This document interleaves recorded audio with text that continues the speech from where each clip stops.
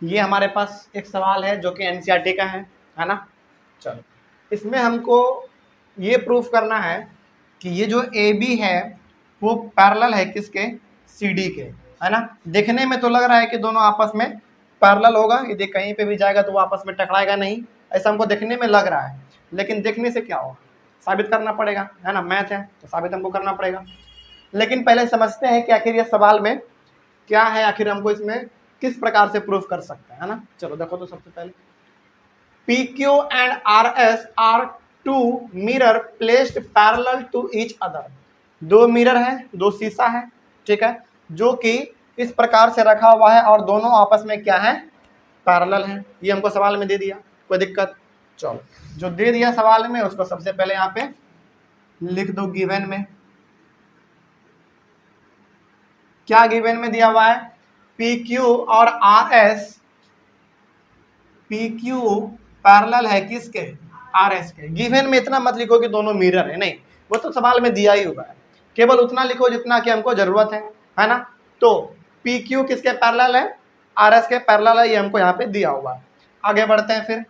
An incident ray, अच्छा याद करो, अब इंसिडेंट रे हमारा क्या होता था, हम लोग अपने क्लास 8 में पढ़े हुए हैं मिरर के बारे में थोड़ा सा, है ना।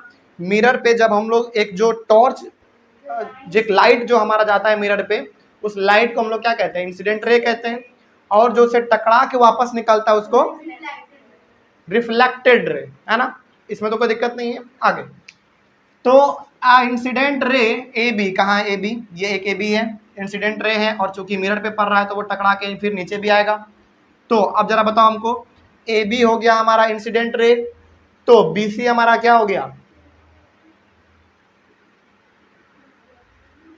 जल्दी बोलो। अब केवल इस मिरर के लिए, ऊपर वाले मिरर के लिए, ऊपर वाले मिरर के लिए ये हो गया हमारा इंसिडेंट रे, तो ये हो गया हमारा reflected ray.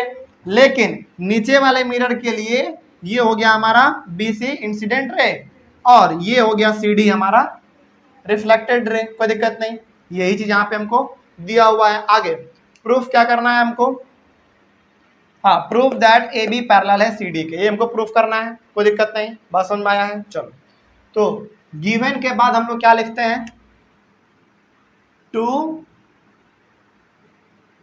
Prove, to prove हमको करना है कि ए बी जो है वो पैरेलल है सी डी के, ठीक है ना। अब जरा हमको कोई एक बात बताओ कि जब हम लोग क्लास 8 में मिरर को पढ़ रहे थे तो क्या हम लोग angle of, sorry, incident angle plus reflected angle दोनों आपस में बराबर होता था, ये हम लोग लॉ ऑफ मिरर में पढ़ चुके हैं, कोई दिक्कत नहीं। तो एक और चीज याद करो, क्या उन दोनों रे के एंगल के बीच में हम लोग एक नॉर्मल डालते थे, नॉर्मल डालते थे, इसमें तो कोई दिक्कत नहीं है। तो उस नॉर्मल को हम लोग यहाँ पे क्या करेंगे, कंस्ट्रक्शन में लिख लेंगे। कंस्ट्रक्शन में क्या लिखेंगे, ड्रॉ, चलो जरा देखो तो, ध्यान से देखो यहाँ पे, ये डायग्राम देख लो पहले। यहाँ पे हम लोग एक परपेंडिकुलर खींचने जा रहे हैं, ठीक है, परपेंडिकुलर खींचने जा रहे हैं यानी कि नॉर्मल खींचने जा रहे हैं, ठीक है। तो अब हमको मालूम है कि यदि ये इंसिडेंट रे है तो यहाँ पे हमारा बनेगा कौन सा एंगल, एंगल ऑफ इंसिडेंस बनेगा, यानी कि आई बनेगा, है ना। चलो इसको नाम हम लोग आई ना दे के एंगल 1 दे देते हैं, और इसको हम लोग एंगल 2 दे देते हैं, ठीक है। तो according to law of mirror angle 1 हमेशा बराबर होगा किसके, एंगल 2 के, ये हम लोग जानते हैं। Angle of incidence is equal to angle of reflection, ये तो इसमें तो कोई दिक्कत नहीं। लेकिन यहाँ पे हमको नॉर्मल नहीं दिया हुआ था तो हम लोग एक नॉर्मल यहाँ पे खींच दिए, कोई दिक्कत नहीं। तो ड्रॉ, इसका कुछ नाम दे देते हैं हम लोग, फॉर एग्जाम्पल कहाँ तक, डी तक हो चुका था तो ई दे दो, और एक नॉर्मल यहाँ भी हम लोग खींचेंगे क्योंकि यहाँ भी तो हमारा क्या है, एंगल बन रहा होगा, है ना। तो यहाँ पे भी इसका नाम ई, इसका नाम एफ दे दो, ठीक है। तो एंगल 1 2, इसका एंगल दे दो नाम 3, और इसका नाम दे दो 4, ठीक है, कोई दिक्कत नहीं। तो ड्रॉ बीई परपेंडिकुलर किस पे, आर एस पे, है ना। देख लो यहाँ पे BE एक परपेंडिकुलर हम लोग खींचे हुए हैं, किस पे, RS पे खींचे हुए हैं। उसी प्रकार से इसका नाम बताओ, उसके बाद इसका बताओ CF परपेंडिकुलर है किस पे, PQ पे, PQ पे है, तो PQ कोई दिक्कत नहीं, बात समझ में आ गया। चलो अब आते हैं हम लोग अपने प्रूफ में। अब जरा हमको कोई बताओ, according to law of mirror, क्या एंगल 1 एंगल 2 के बराबर होगा? बिल्कुल होगा ना। तो angle 1 is equal to angle 2, ठीक है। अब उसी प्रकार से जरा बताओ, क्या एंगल 3 एंगल 4 के बराबर होगा? बिल्कुल होगा। क्यों होगा? क्योंकि angle of incidence is equal to angle of reflection. तो यहाँ पे हम लोग और लिख सकते हैं क्या, angle 3 is equal to angle 4, कोई दिक्कत नहीं। रीजन क्या लिखेंगे जरा बताओ, रीजन जरा बताओ तो क्या लिखेंगे? लीनियर पेयर इसमें कहा, law of, first law of reflection कह दो, है ना, फर्स्ट लॉ ऑफ रिफ्लेक्शन, कोई दिक्कत नहीं, बात समझ में आ गया। यहाँ पे हम लोग ये भी लिख सकते थे फर्स्ट लॉ ऑफ मिरर, ये भी कोई गलत नहीं होता, कोई दिक्कत नहीं, बात समझ में आ गया है। चलो यहाँ तक तो कोई दिक्कत नहीं, आगे बढ़ सकते हैं, इसमें कोई डाउट है? चलो अब जरा देखो, तो अब जरा देखो यहाँ पे, इधर ध्यान दो, इधर। अब यहाँ पे यदि ये दोनों आपस में, ये दोनों कौन कौन सा, B और E और C और F, यदि हम लोग ये परपेंडिकुलर खींचे हुए हैं तो क्या ये दोनों आपस में पैरेलल होंगे? परपेंडिकुलर क्या होता है? बिल्कुल सीधा होता है, देख लो यहाँ पे बिल्कुल सीधा है, सीधा है ना। तो ये दोनों आपस में क्या होंगे?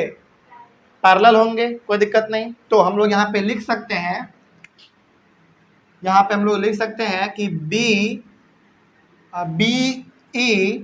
इज पैरेलल टू किसके, किसके, जल्दी बोलो, CF के पैरेलल है। रीजन क्या दोगे जरा बताओ, तो रीजन क्या दोगे जरा बताओ? इच 90 डिग्री, और 90 डिग्री मतलब क्या, राइट एंगल, और राइट एंगल तो जरा सा भी टेढ़ा होता नहीं है, दोनों सीधा होगा, यानी कि दोनों आपस में पैरेलल होगा। तो ये जो हम लोग यहाँ पे रेड में खींचे हुए हैं, ये हमारा आपस में दोनों क्या है, पैरेलल है। अब जरा बताओ, यदि ये दोनों आपस में पैरेलल हैं तो क्या एंगल 2 एंगल 3 के बराबर होगा? क्या एंगल 2 एंगल 3 के बराबर होगा यदि ये दोनों आपस में पैरेलल हैं? तो कोई रीजन बताओ? अल्टरनेट इंटीरियर एंगल, क्यों? क्योंकि दोनों पैरेलल लाइन के अंदर में बन रहा है ना, तो अल्टरनेट इंटीरियर एंगल। तो यहाँ पे हम लोग लिख सकते हैं angle 2 is equal to angle 3। Reason क्या लिखेंगे? Alternate interior angles. कोई दिक्कत? बात समझ में आया है?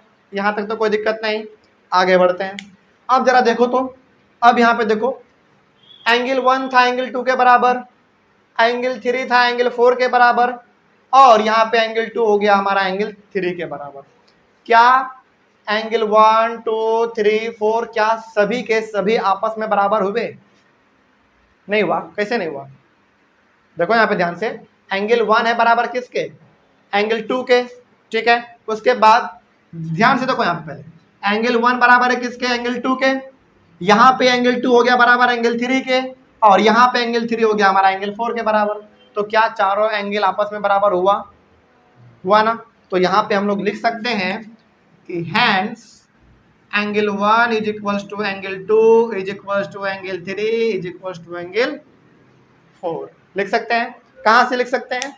कुछ यहाँ से देखने को मिल रहा है, कुछ यहाँ से देखने को मिल रहा है ना। आपस में सारे के सारे क्या हो गए? बराबर हो गए। आगे बढ़ते हैं। आगे जब थोड़ा सा हम लोग बढ़ेंगे तो जरा बताओ, यदि ये सारे के सारे आपस में इक्वल हैं तो क्या angle 1 plus angle 2 is equal to angle 3 plus angle 4 हो सकता है क्या? बिल्कुल हो सकता है। मान लो यदि ये 40 है, ये भी 40 है, ये भी 40 है, ये भी 40 है, तो इन दोनों का सम 80, इसका भी सम 80, दोनों बराबर है, कोई दिक्कत? बात समझ में आया?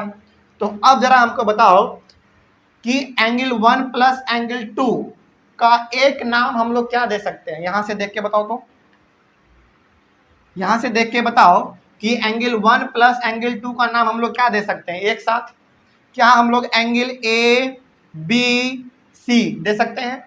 देख लो, क्योंकि यहीं पे हमारा एंगल 1 बन रहा है और एंगल 2 बन रहा है। इन दोनों को जब हम लोग ऐड कर देंगे तो हमारा क्या निकलेगा? एंगल ए बी और सी।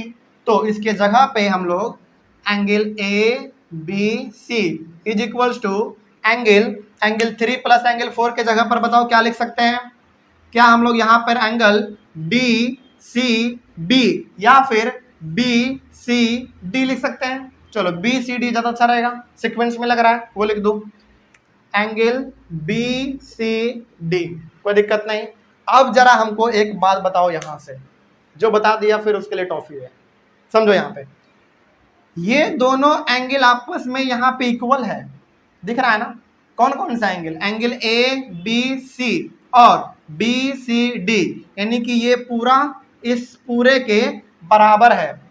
यदि बराबर है इसका मतलब ये हो गया कि ये दोनों लाइन आपस में क्या है? पैरेलल है। क्या तुमको इन दोनों एंगल को देख के नहीं लग रहा है कि अल्टरनेट इंटीरियर एंगल बन रहा होगा?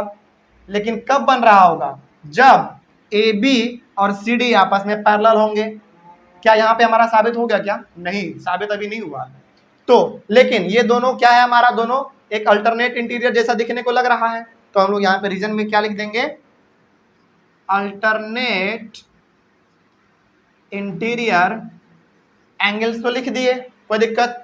अब जरा बताओ, हम लोग क्या पढ़े थे? हम लोग ये पढ़े थे कि यदि दो लाइन आपस में पैरेलल हैं तो उसके अंदर जो कोना कोना में जो, यानी कि एक इधर है तो एक इधर है, यदि एंगल बनता था तो हम लोग उसको नाम देते थे अल्टरनेट इंटीरियर एंगल, और दोनों आपस में इक्वल होता था, है ना?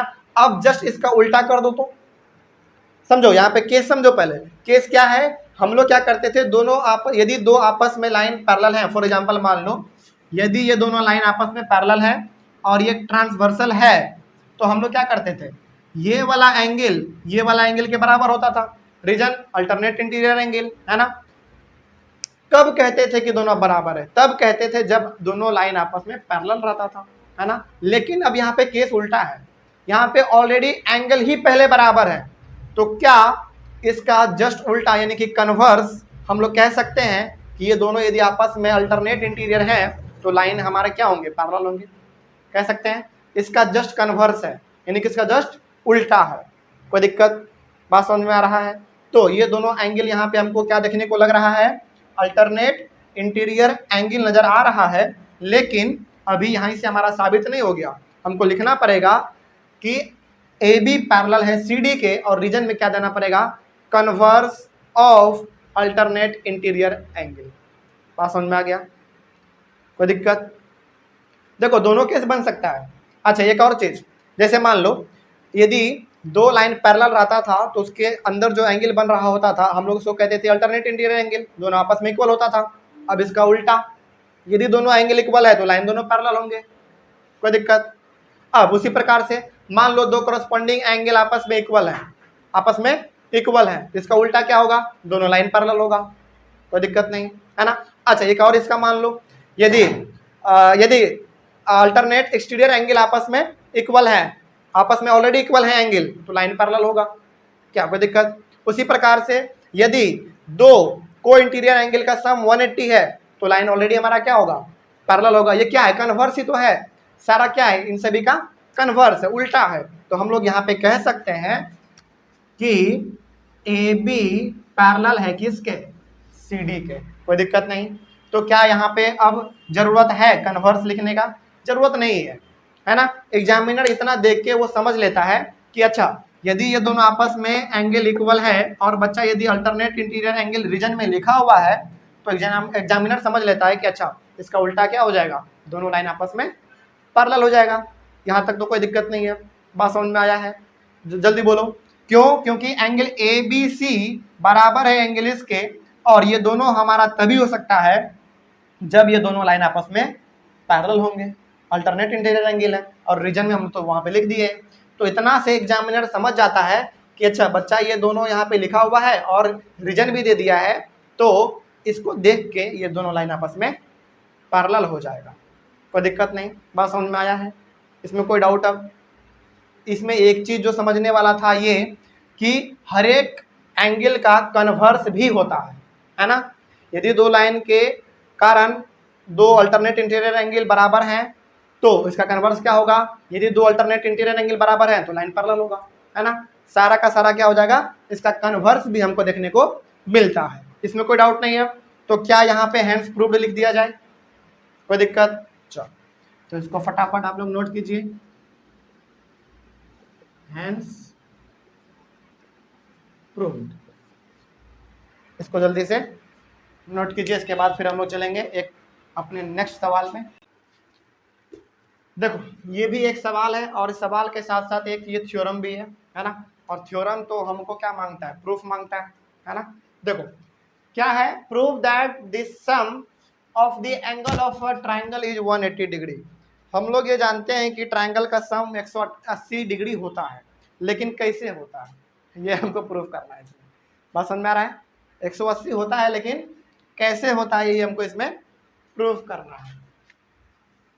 तो यहाँ पे एक सुंदर सा ट्रायंगल बना हुआ है, कुछ इस प्रकार का होता है ना।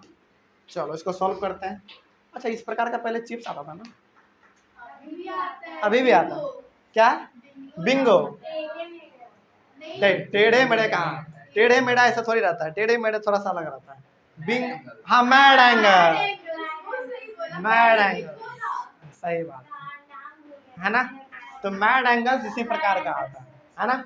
अच्छा इस पे मैड एंगल पे ना टीवी पे ऐड भी आता है, कैसा? हाँ ऐसा ही कुछ रहता है ना। क्या ऐड था, क्या ऐड था, ऐड क्या था? अच्छा ऐड क्या था मालूम है किसी को? हर एंगल में बेइज्जती, हर एंगल से टेस्टी। अच्छा ऐसा ही कुछ था, है ना। चलो उसी मैड एंगल को आज हम लोग पढ़ेंगे और मेनली ट्रायंगल। ये ट्रायंगल का सम 180 होगा, ये हमको यहाँ पे प्रूफ करना है ना। चलो प्रूफ करने के लिए सबसे पहले गिवन लिखो। अच्छा यहाँ पे क्या गिवन दिया हुआ जरा बताओ तो। एक ट्रायंगल दिया हुआ है जिसका नाम है ABC, ये तो है और कुछ नहीं है इसमें। तो हमारे पास ट्रायंगल है, ट्रायंगल ABC। अच्छा एक और चीज, इस ट्रायंगल को इतना बड़ा ना लिखने के बजाय मैथ कहता है कि हम आपको एक सिंबल देते हैं ट्रायंगल का, उसको आप यूज कर लीजिए तो काम चल जाएगा। ट्रायंगल ABC है ना, कोई दिक्कत नहीं। आगे टू प्रूव हमको क्या करना है, हमको प्रूव करना है कि सम जो होता है वो 180 होता है, यानी कि angle 1 plus angle 2 plus angle 3 is equal to 180 degree, ये होता है, हमको प्रूफ करना है। Angle 1 plus angle 2 plus angle 3 is equal to 180 degree हमको प्रूफ करना है, ठीक है। अब इसमें कंस्ट्रक्शन का जरूरत है, तो कंस्ट्रक्शन हम लोग यहाँ पे करेंगे। जरा देखो कहाँ पे कंस्ट्रक्शन करना है, जरा ध्यान से देखो तो समझ में आ जाएगा, है ना।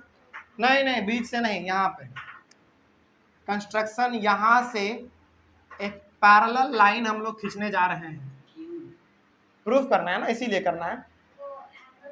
हाँ ये हमको प्रूफ, हाँ ट्रांसवर्सल बनाने के लिए, है ना। तो ये हमको प्रूफ करना है, इसीलिए यहाँ पे हम लोग ये कंस्ट्रक्शन कर रहे हैं, ठीक है। चलो इसका कुछ नाम दे देते हैं हम लोग। ABC था तो इसका नाम D और E दे देते हैं, ठीक है। चलो आगे फिर, अब जरा देखो तो कंस्ट्रक्शन में क्या लिखेंगे, ड्रॉ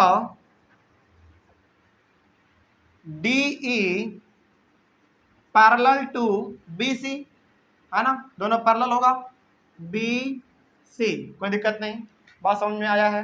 अब जरा हमको बताओ, अब जरा देखो तो, पहले सुनो यहाँ पे प्रूफ में देखो, अब समझो तो पहले, सबसे पहले यहाँ पे यदि ये दोनों लाइन आपस में पैरेलल हैं, आपस में पैरेलल हैं, तो ये दोनों एक ट्रांसवर्सल का काम कर रहा होगा, है ना। यदि ट्रांसवर्सल का काम कर रहा होगा तो ये एंगल, चलो इस एंगल का नाम दे देते हैं 4 और इस एंगल का नाम दे देते हैं 5, ठीक है। तो अब जरा सोच के बताओ कि यदि ये दोनों लाइन आपस में पैरेलल हैं और ये दोनों ट्रांसवर्सल है, तो क्या एंगल 4 बराबर होगा एंगल 2 के, reason alternate interior angle.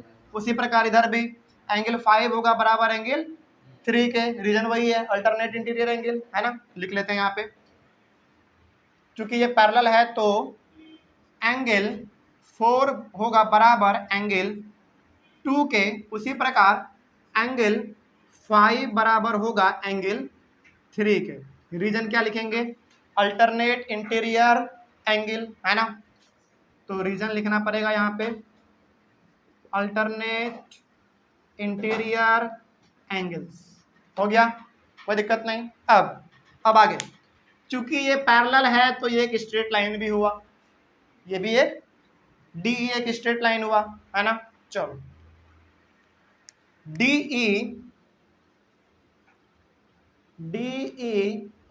is also a straight line। अच्छा, स्ट्रेट लाइन क्यों होगा, क्यों नहीं होगा, जब ये दोनों आपस में पैरेलल है तो स्ट्रेट लाइन ही हुआ है ना वो। तो DE is also a straight line है। तो अब जरा बताओ, angle 4 plus angle 1 plus angle 5 is equal to 180 degree, linear pair of angle कह सकते हैं। तो यहाँ पे angle 4 plus angle 1 plus angle 5 is equal to 180 degree. Reason क्या लिखेंगे, हाँ यहाँ पे अल्टरनेट कहाँ, लीनियर पेयर, लीनियर पेयर, कोई दिक्कत नहीं। आगे कहाँ पे, स्ट्रेट लाइन तो यहाँ पे मान लिया है ना। रीजन में लीनियर पेयर लिखेंगे क्योंकि इन तीनों का सम कितना है, 180 है।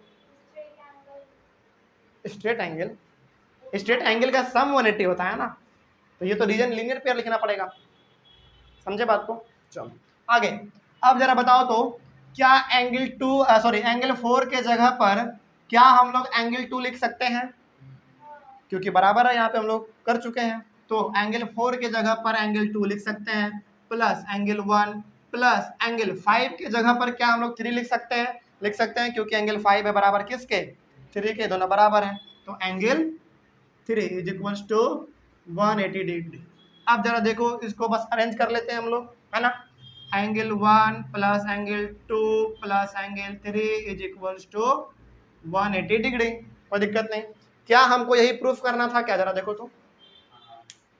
एंगल 1 कहाँ गया, एंगल 1 2 3 180 के बराबर होना चाहिए, क्या वो आ गया, कोई दिक्कत इसमें। तो क्या हम लोग अब कह सकते हैं कि ट्रायंगल का जो अंदर का जो एंगल का जो सम होता है वो 180 होता है, कह सकते हैं, कोई दिक्कत।